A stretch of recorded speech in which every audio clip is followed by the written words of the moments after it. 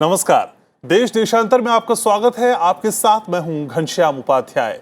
आज देश देशांतर में बात स्विस बैंक और भारतीय खातों की। काले धन के खिलाफ लड़ाई में सरकार को एक बड़ी सफलता मिली है। स्विट्जरलैंड ने काले धन की सूचना के स्वतः आदान प्रदान की नई व्यवस्था के तहत भारतीय नागरिकों के स्विस बैंक खातों की पहली सूची भारत को सौंप दी है। हालांकि सूचनाओं का लेन देन गोपनीयता की शर्त के साथ किया गया है, लिहाजा उन भारतीयों के नाम और अन्य ब्यौरे अभी सार्वजनिक नहीं किए गए हैं। आपको बता दें कि स्विस बैंक में जमा भारतीयों के काले धन से जुड़ा पहले दौर का विवरण स्विट्जरलैंड ने भारत को सौंपा है, जिसमें बताया जा रहा है कि सक्रिय खातों की भी जानकारी शामिल है। इसके अलावा उन खातों की डिटेल भी उपलब्ध कराई जाएगी जो 2018 में बंद किए जा चुके हैं। स्विट्जरलैंड के संघीय कर प्रशासन यानी FTA ने 75 देशों को AEOE के वैश्विक मानदंडों के तहत वित्तीय खातों की जानकारी साझा की है, जिनमें भारत भी शामिल है। FTA ने कहा कि भारत को पहली बार AEOE ढांचे के तहत खातों के बारे में जानकारी प्रदान की गई है। स्विट्जरलैंड के संघीय कर प्रशासन का कहना है कि इस व्यवस्था के तहत अगली सूचना 2020 में साझा की जाएगी। FTA ने समझौते में शामिल 75 देशों के कुल 31 लाख खातों का विवरण भेजा है, जबकि इन देशों से उसे 24 लाख खातों की जानकारियां मिली हैं। स्विस बैंक से मिली इन जानकारियों के क्या मायने हैं? काले धन के खिलाफ सरकार की लड़ाई को इन जानकारियों से कितना बल मिलेगा? साथ ही FTA और AEOE की कार्यप्रणाली को भी आज समझने का प्रयास करेंगे। हमारे साथ बेहद खास मेहमानों का एक खास पैनल जुड़ रहा है। आपका परिचय करा दें।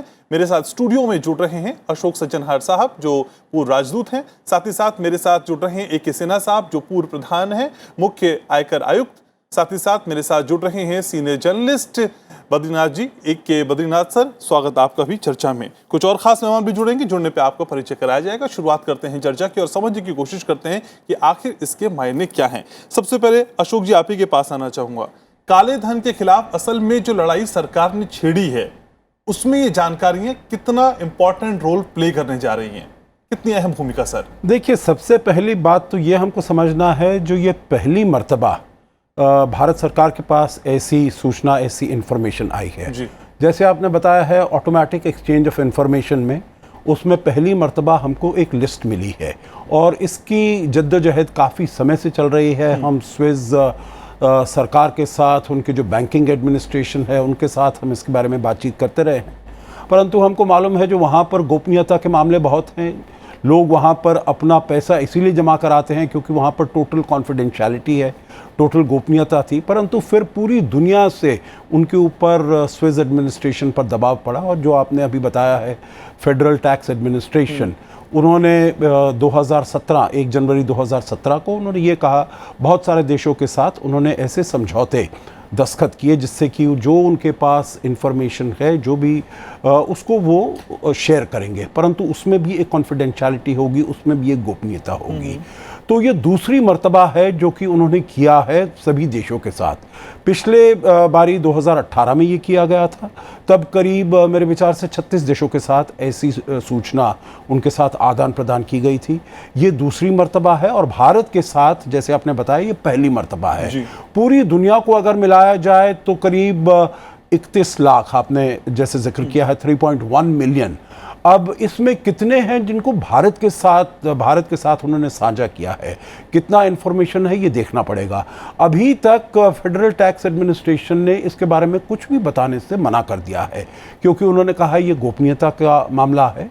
भारत सरकार के पास ये इन्फॉर्मेशन आई है, भारत सरकार इसमें देखेगी जो किन किन लोगों के इसमें खाते हैं। वहाँ पर एक चीज़ देखा हमको ध्यान में रखनी पड़ेगी, जो इसमें न केवल अवैध खाते परंतु जो लीगली जो लोग रख सकते हैं, जैसे अपने बिजनेस के लिए रख सकते हैं, अपने और किसी कारोबार के लिए या किसी काम के लिए रख सकते हैं। जैसे बहुत सारे लोग यहाँ से जाते हैं बाहर पढ़ाई करने के लिए, उनके जो अगर माता पिता हैं वहाँ पर अकाउंट खोलते हैं, वहाँ पर वो पैसे रखे हों। तो इसीलिए भारत सरकार को ये देखना पड़ेगा जो उसमें किन किन के खाते हैं, किन के वैध खाते हैं, किन के अवैध खाते हैं।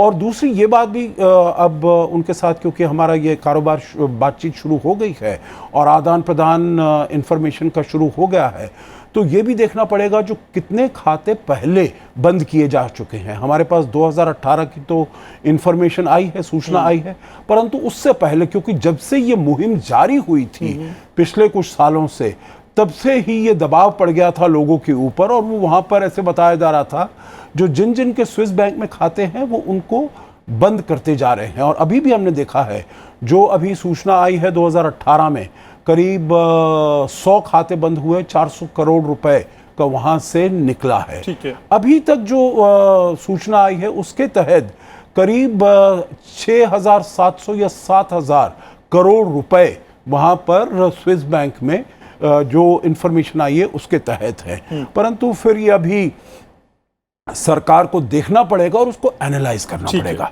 एक ही सिन्हा साहब भी हमारे साथ है। सिन्हा साहब, असल में जो ये स्वतः आदान प्रदान सूचना का जो प्रोसेस है AEOE, इसको थोड़ा सा एलिब्रेट करें हमारे व्यूवर्स के लिए। इसके तहत असल में कैसे जानकारियां एक देश दूसरे देश से साझा करता है? इस तरह की इंफॉर्मेशन अभी ये formal exchange of flow of information है। अच्छा। इसलिए इसमें अच्छी बात ये होगी कि हम लोगों के पास इंफॉर्मेशन ज़्यादा आएंगे। अदरवाइज इसके पहले भी मैं vice chairman settlement commission income tax Delhi से रिटायर किया हूँ, और मैंने ऐसे कई केसेस 2017 और 18 में भी सेटल किए हैं। 17 में, 16 और 17 में, जिसमें स्विस बैंक में और अदर बैंक्स में अनअकाउंटेड अनडिस्क्लोज्ड इनकम रखा गया था।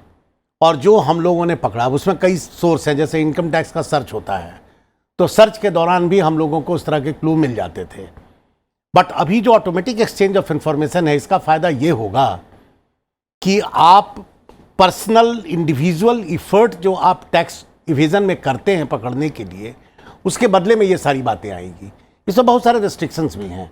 जैसे पहले था कि आपको क्रिमिनल इंटेंट प्रूफ करना होगा, वो तभी दे सकते थे। अच्छा। हाँ, पहले था कि criminal intent, tax administration, tax का इवेजन जो है, जो सिविल मैटर है, इसलिए मेयरली टैक्स इवेजन से Swiss bank they refuse to part with information with the department, with the government.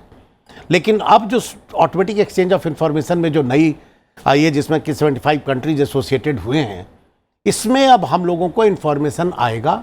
आने के बाद भी ये डिस्क्लोज नहीं हो सकता, बट ये एक्शन के तहत है। हम लोगों के पास इंफॉर्मेशन आ जाती है, आने के बाद हम एग्जामिन करते हैं। जैसे कि अशोक साहब ने कहा कि कई सारा इंफॉर्मेशन, कई सारी जो खाता है वो normal course of operation, business operation में लग रहा है, उसमें आप कुछ नहीं कर सकते हैं। There are so many people जो करते हैं, तो हम लोगों को वो देखना है, और देख करके हम फिल्टर आउट करते हैं कि कौन सा केस है, उनको हम शोकॉज देते हैं, उनसे हमें पता चलता है।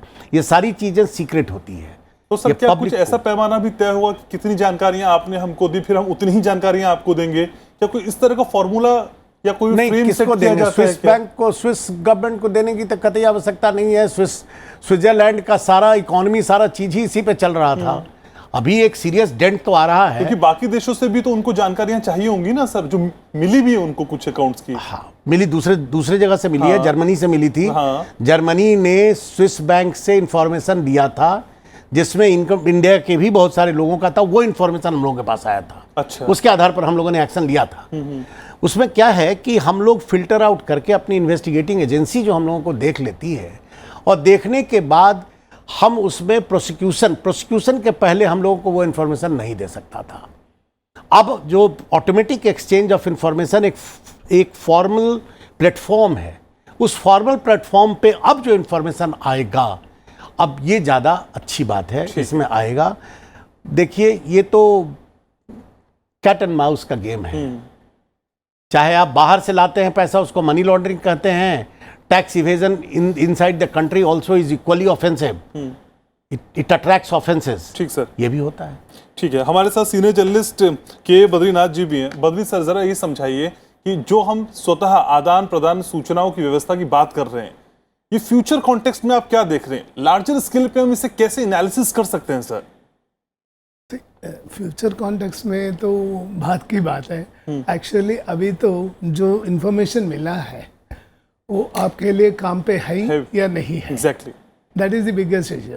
क्योंकि एज पर द AIOE गाइडलाइंस के हिसाब से name of the account holder नहीं दिया जाता है। और उसका करंट एड्रेस या चेंज्ड एड्रेस नहीं दिया जाता है, या उसका कैपिटल एसेट्स कितना है उनकी बैंक में वो भी नहीं दिया जाता है, या उसका कितना बैलेंस है उसके अकाउंट में ये भी पता नहीं है। तो फिर क्या पता चला सर?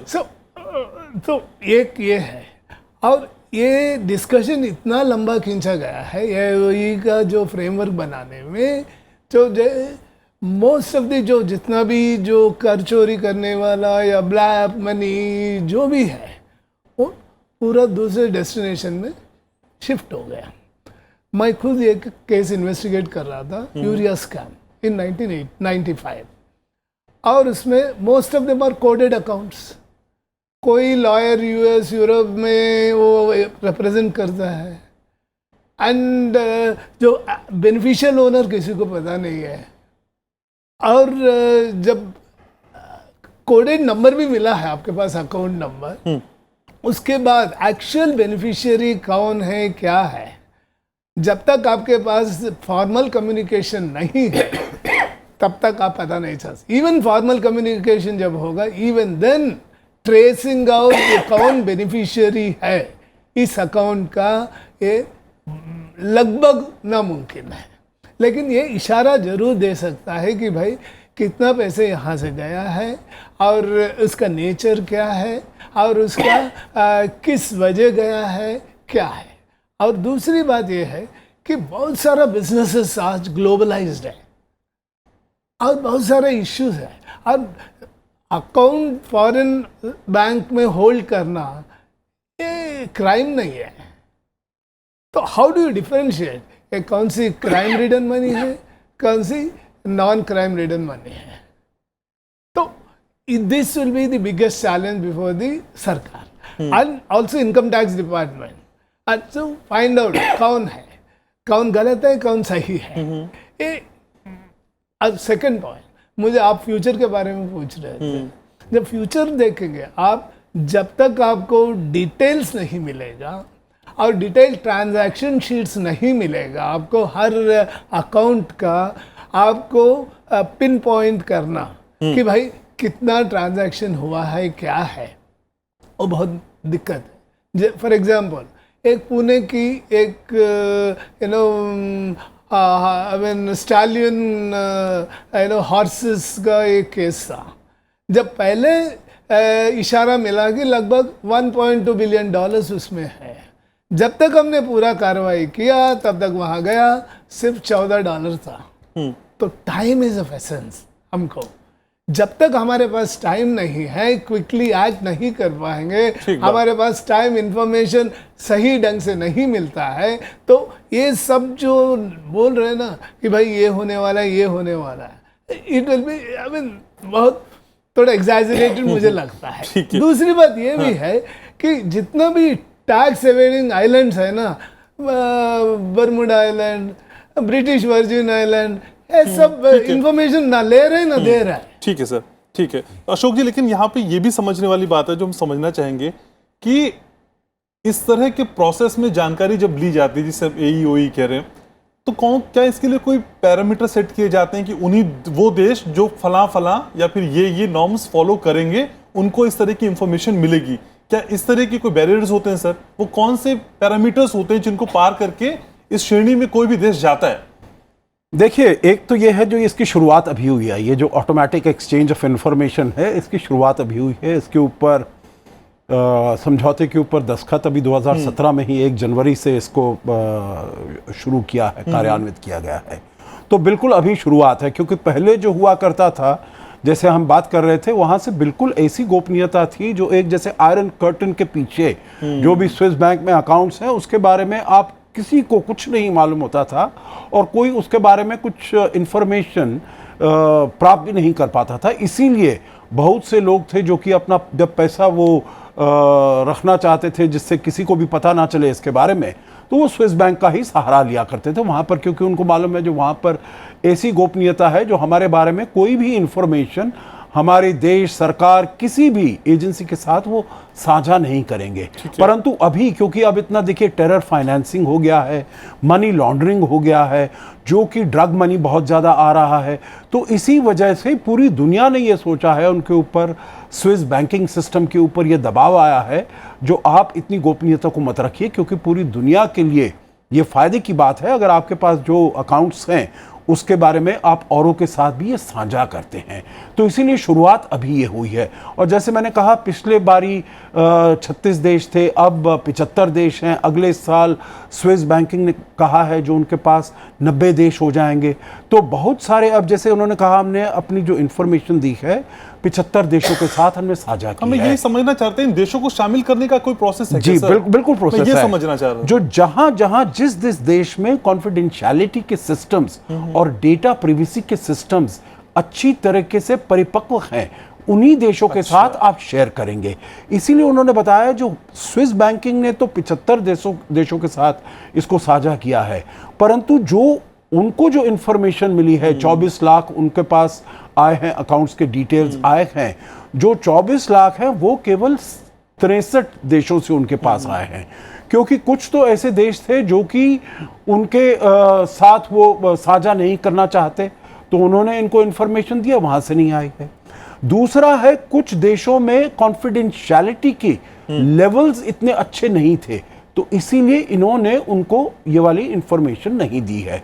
तो एक तो वहाँ पर ये बात बिल्कुल जानने की आवश्यक है, जो जिस देश में ये इंफॉर्मेशन शेयर करते हैं वहाँ पर कॉन्फिडेंशियलिटी और गोपनीयता की।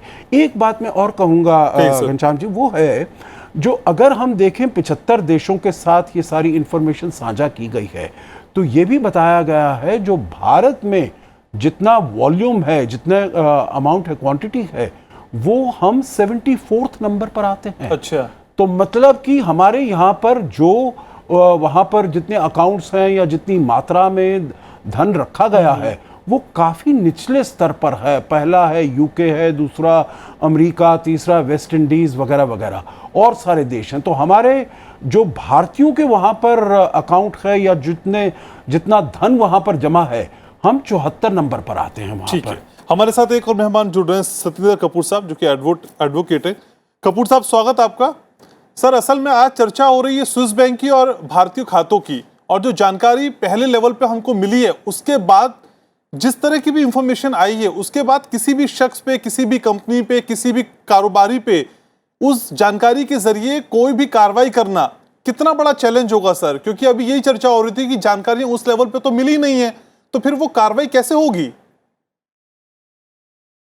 शुक्रिया जी। तो मेरी जानकारी के हिसाब से सर 14 अगस्त 2019 को स्विस फेडरल काउंसिल को उनकी पार्लियामेंट ने क्लियरेंस दिया था कि आप 33 देशों के साथ में ये इंफॉर्मेशन शेयर कर सकते हैं, ना कि 75 या कोई और फिगर जो दी जा रही है। आज की डेट में स्विट्जरलैंड के पास 33 देशों की मंजूरी है उनकी अपनी कॉन्स्टिट्यूशन और पार्लियामेंट की तरफ से। तो बात यह है कि ये देखा गया है कि भी जो देश कॉन्फिडेंशियलिटी और उसको इन्फोर्स कर पाएंगे उनके साथ ही ये शेयर किया जाए। ठीक। पर जहाँ तक आपका सवाल है, देखिए जो इंफॉर्मेशन वो देंगे इस ऑटोमेटिक एक्सचेंज मैकेनिज्म के अंडर, वो है जी आदमी का नाम क्या है, उसकी जन्म की तिथि क्या है, वो कहाँ का रहने वाला है, उसका टैक्स आइडेंटिफिकेशन नंबर क्या है, उसका बैंक अकाउंट नंबर क्या है, उसका बैलेंस क्या है। और अगर वो एक कंपनी का अकाउंट है और जो बेनिफिशियल ओनर है वो अगर हिंदुस्तान का वासी है, तब भी ये इंफॉर्मेशन दी जाएगी। ये बहुत सिद्धांतिक बात है। लेकिन दूसरी बात यह है कि वो पैसा कहाँ से आया है या उसके ट्रांजैक्शंस क्या क्या हुए हैं, ये information automatic exchange of information mechanism के तहत अभी इंक्लूडेड नहीं है। तो कहने का मतलब यह है कि एक आपको इंफॉर्मेशन मिलती है किसी इंडियन एजेंसी को इस के दौरान में, तो उनको अपना इन्वेस्टिगेटिव प्रोसेस जो है उससे उनको पता लगाना पड़ेगा जी कि ये पैसा आया कहाँ से है, या लॉन्ड्रेड पैसा है या कैसा पैसा है या नहीं पैसा है, जो भी है ये एक इन्वेस्टिगेशन के दौरान में उनको पता लगेगा। जी, ये एक पकी पकाई खीर नहीं है जो आपके स्विट्जरलैंड से बन के आ जाएगी और आपके पास सारा का सारा कुलंदा खुल जाएगा, ऐसा नहीं है। और ये खाली हिंदुस्तान के लिए नहीं, ये पूरे देश में, पूरे दुनिया में जो ये ऑटोमेटिक एक्सचेंज ऑफ इंफॉर्मेशन का जो नियम है जो अभी हम लोगों ने भी साइन किया है और स्विट्जरलैंड ने भी चालू किया है, ये हर सितंबर में, हर साल सितंबर को ये इन्फॉर्मेशन दी जाएगी जी। तो इस सितंबर का ये पहला हमको हिस्सा मिला है, बट ये लिमिटेड इन्फॉर्मेशन है।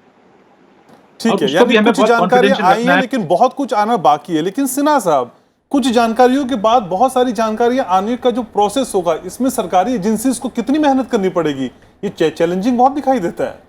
मेहनत हमारे इन्वेस्टिगेटिंग एजेंसी को करनी पड़ती है। मैं इसलिए आपसे बता रहा था जी कि ये जो formal communication and formal platform जो अभी बना है, ऑटोमेटिक एक्सचेंज ऑफ इंफॉर्मेशन, उसके पहले भी, बिकॉज मैं तो अभी रिटायर किया हूँ और मैं जब था तो उस बीच में आई हैव हैंडल्ड इट, इस तरह के स्केची इंफॉर्मेशन ही आते हैं। अच्छा। बैंक कोड में आता है, कोई अकाउंट नंबर भी नहीं आता, लेकिन उसके आधार पे हम लोग अपने इन्वेस्टिगेशन से we are able to reach. अभी बद्रीनाथ साहब ने कहा वो स्टड फार्म के बारे में, आई नो द नेम, हमें पता भी है, मैं नाम नहीं बता रहा हूँ आपको, पुणे का, मैंने भी इन्वेस्टिगेट किया था, जिसमें पेपर रिपोर्टिंग थी कितना हजार करोड़ का, 35,000 करोड़ का।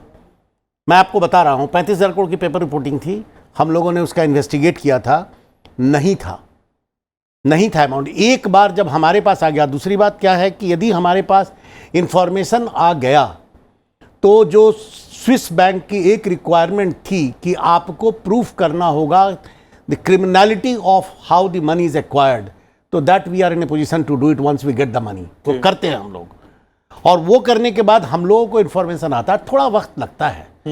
ये इन्वेस्टिगेशन तो, यही तो इन्वेस्टिगेशन है। अदरवाइज आपको everything can not be your cake walk, कि आपको सारा इन्फॉर्मेशन दे दे, नेम दे दे, एड्रेस दे दे, तो फिर बचा क्या? बट आपको हम एश्योर करते हैं, गवर्नमेंट की एजेंसी है, ईडी है, इन्फोर्समेंट डायरेक्टरेट है, डीआरआई है, इनकम टैक्स की इन्वेस्टिगेटिंग एजेंसी है, इनके पास adequate resources, man power and intelligence है, ठीक है, to disseminate the information and make use of it. ठीक है, यानी कोशिश करनी होगी, चैलेंज कम नहीं है। ये होता है। बद्री सर, आ रहा हूं आपके पास। सर बोलिए, कपूर साहब बोलिए। Just want to tell you कि ये जो सारा सीआरएस है और जो ऑटोमेटिक एक्सचेंज का ये ऑब्जेक्टिव क्या है, इसका जो मूल ऑब्जेक्टिव है that is for tax compliance जी। इसको एक क्रिमिनलिटी को और इन्वेस्टिगेशन को और ईडी का एक अलग चोला पहनाया जा रहा है मेरे हिसाब से। वो एक लार्जर ऑब्जेक्टिव है, लेकिन जो मेन ऑब्जेक्टिव इसका है जिससे ये शुरुआत हुई है that is for tax compliance, कि कहीं टैक्स की चोरी तो नहीं हो रही है। ऑफ कोर्स वहां पे सीमित नहीं रहेगा। मैं आपसे बताता हूँ 1934 क्या 2008 तक अगर स्विट्जरलैंड के बैंक को अगर कोई इंफॉर्मेशन देते किसी के बारे में, किसी कस्टमर के बारे में, वो दंडनीय अपराध था उनके लिए। 5 साल की सजा होती थी बैंक ऑफिसर को अगर वो कोई इंफॉर्मेशन देता किसी कंट्री को। और देखिए 2008 से आज 2019 में हम कितना बदल गया है, और मेरे हिसाब से ये शुरुआत है। अगर आप आगे देखें, ठीक है, बहुत सी इंफॉर्मेशन जिसमें ऐड होगी, अभी ये शुरुआत हो रही है, लेकिन इसका मूल सिद्धांत टैक्स कंप्लायंस है। लेकिन उसके वजह से मनी लॉन्ड्रिंग और समय के साथ साथ इसके बड़े स्वरूप को हम देखेंगे। सर समय थोड़ा कम है, माफी के साथ रोक रहा हूं आपको। बद्री सर ऐड करिए प्लीज, क्या कह रहे हैं? मेरा पॉइंट ये है कि hardly till now there are any cases that the income tax department could anyway resolve, or the enforcement directorate or any of the major agencies could resolve in the case of foreign banks where maximum money. In fact, journalists have done a better job. Panama Papers पूरा leak का जो है ना, it was done by the journalists, International Consortium of Journalists. They have done a better job than any of the agencies that are there in this country. I understand उनका भी limitations है, और क्योंकि वो बांधा गया है भाई इंटरनेशनल ट्रीटीज के साथ। बट पॉइंट यहाँ पॉलिटिकल लीडरशिप जब तक अनफ्लिंचिंग कमिटमेंट देगा ब्लैक मनी के खिलाफ, तब तक एजेंसीज भी कुछ नहीं कर सकते हैं। अच्छा, एटलीस्ट 2016 कुछ काम शुरू, कोशिशें तो हो रही है सर। 2014 में एसआईटी भी बन गई, फिर कोशिशें हो रही है, धीरे धीरे हम देख तो रहे हैं बद्री सर। हाँ, that is what I am trying to say. At least political leadership is committed, इसकी वजह से थोड़ा बहुत आगे बढ़ रहा है। लेकिन जिस मात्रा में जितना क्विकली मूव करना है, टाइम यहाँ एसेंस है। ठीक है, तो पॉलिटिकल विल धीरे धीरे ही सही, रफ्ता रफ्ता सही दिखाई दे रही है। बहुत शुक्रिया, आप सभी का समय इतना ही कम है मेरे पास, और आप आए, चर्चा में जुड़े, अपनी अहम राय रखी सर, माफी के साथ। तो देश देशांतर में आज बस इतना ही। आप हमारे इस कार्यक्रम को YouTube पर भी देख सकते हैं। आपके रिएक्शंस, आपके सजेशंस का हमें बेसब्री से इंतजार रहेगा। देश और दुनिया की तमाम बड़ी खबरों के लिए आप देखते रहिए राज्यसभा टीवी। नमस्कार।